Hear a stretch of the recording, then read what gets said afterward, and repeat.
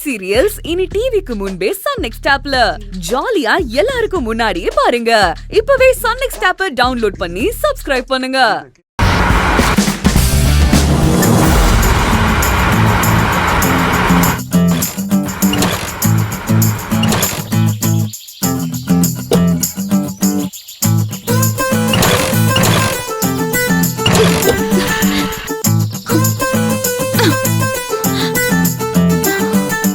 ஏய், என்ன மகிழ் இங்க நின்னுட்டு இருக்க? வண்டிக்கு என்ன ஆச்சு? வண்டி பாதி வெளியில நின்னுருச்சு, ஸ்டார்ட் ஆக மாட்டேங்குது. அப்படியா? தள்ளு, நான் பாக்குறேன்.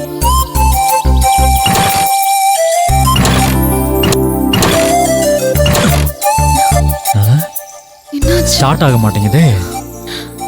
சரி, ஒண்ணு பண்ணலாம். வண்டி இங்கே இருக்கட்டும், மெக்கானிக்கை வர சொல்லி வண்டியை சர்வீஸ் பண்ணி எடுத்துட்டு வர சொல்லலாம். நீ வா, நம்ம கார்ல போலாம்.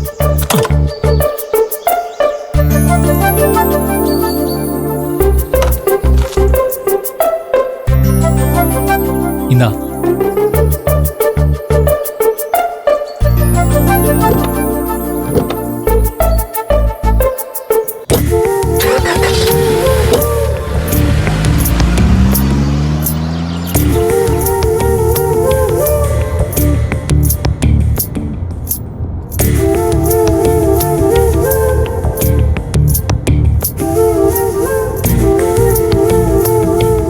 மகிழ், என்ன ஆச்சு?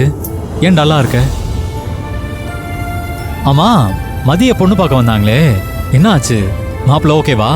இல்ல ஆதி, மாப்பிள்ள வீட்டுக்காரங்க சரியில்லை. அவ அக்கா ஓடி போனதை சொல்லி காட்டி பேரம் பேசுறாங்க. அதான் பிரச்சனை பண்ணி அவங்கள அனுப்பி விட்டுட்டேன். அது சரி. அப்ப நீ நல்லதுதான் பண்ணிருக்க. மாப்பிள்ள வீட்டுக்காரங்க தான் மோசமா இருக்காங்கன்னா, மதியோட அப்பா அதை விட மோசம். வந்தவங்க தான் பேரம் பேசுறாங்கன்னு தெரிஞ்சும் அவளை எப்படியாவது கல்யாணம் பண்ணி அனுப்புற எண்ணத்திலேயே இருக்காரு. நான் அவங்கள துரத்துனதுனால என் மேல கொலவெறியா இருக்காரு. பாவம், மதிதான் என்னால திட்டு வாங்கிட்டு இருப்பா.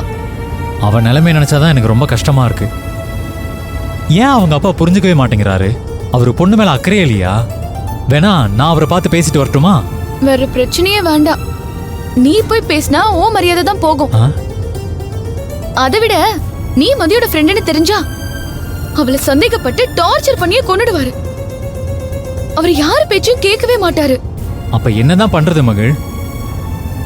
மதிக்கு என்ன நடந்தாலும் வேடிக்கை பார்த்துட்டு இருக்க முடியுமா?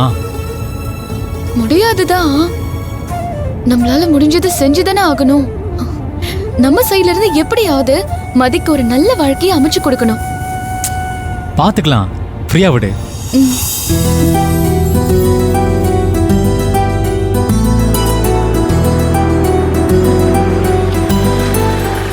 ஆதி, உள்ள வந்துட்டு போ. கண்டிப்பா.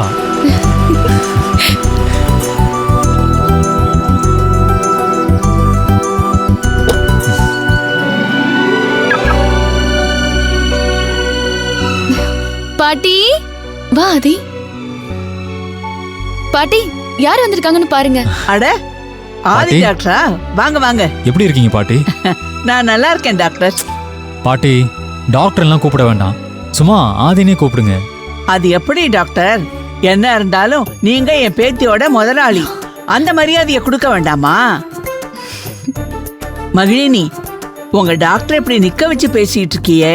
நான் எங்க பாட்டி பேசிட்டு இருக்கேன், நீதான் பேசிட்டே இருக்க. நீங்க உட்காருங்க டாக்டர் சார்.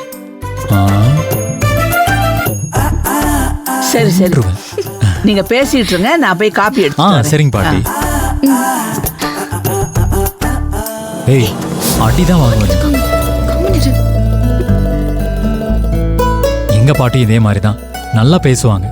உனக்கு என்ன, வீட்ல அம்மா பாட்டி அக்கா அண்ணா அண்ணி தங்கன்னு நிறைய பேர் இருக்காங்க. ஆனா எனக்கு பாட்டி மட்டும்தான். ஓய், ஒன்னும் கவலைப்படாத. கூடிய சீக்கிரமே நான் கல்யாணம் பண்ணி எங்க வீட்டுக்கு வந்துடுவேல. அப்ப நீ எங்க குடும்பத்துல ஒருத்தி ஆயிடுவ. எனக்கு கிடைச்ச எல்லா சொந்தங்களும் உனக்கும் கிடைச்சிடும்.